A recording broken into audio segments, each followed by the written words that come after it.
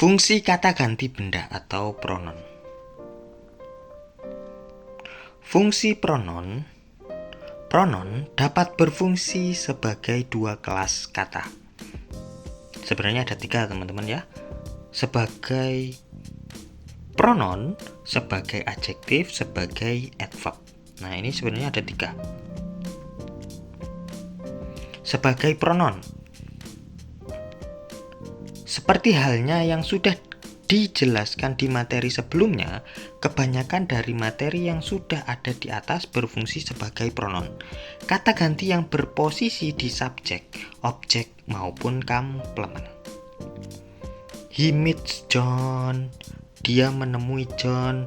John calls someone. John menelpon seseorang.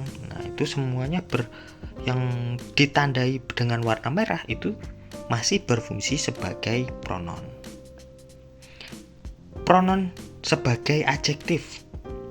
Pronon ini sering kita jumpai dalam pembentukan non-phrase. Dalam bahasa Inggris ada kata ganti yang difungsikan sebagai kata sifat. Ketika kata ganti tersebut terletak sebelum kata benda, berarti kita hanya menjelaskan si bendanya saja teman-teman. Nah, kata ganti yang biasanya jadi kata sifat yaitu yang diambil dari possessive pronoun. Ada my, your, our, their, her, his, its. Nah, itu untuk menunjukkan pemilik dari si bendanya. Contoh, my book, bukuku, your watch, jam tanganku, her store, tokonya. Nah, di situ my, your, her itu berupa pronon, tapi berfungsi sebagai adjektif karena hanya menunjukkan kepemilikan dari si bendanya.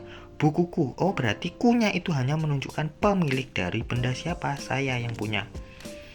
Jam tanganmu, oh yang punya kamu jam tangannya. Tokonya dia perempuan, oh ternyata tokonya milik dia perempuan.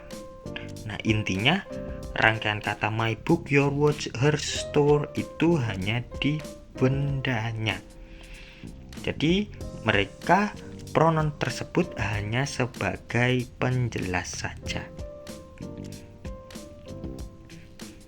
Pada kombinasi kata seperti di atas, kata ganti tersebut mempunyai fungsi sebagai penjelas kata benda dari segi kepemilikan.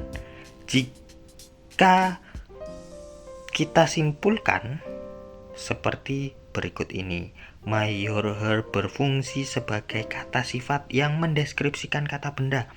Book, watch, store yang berfungsi sebagai kata benda utama kata yang dijelaskan tadi. Itu ya.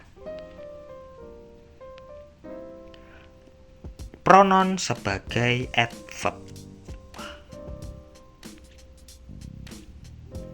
Pronon ini sering kita jumpai dalam kalimat perintah. Dalam bahasa Inggris, banyak kata benda yang difungsikan sebagai kata keterangan.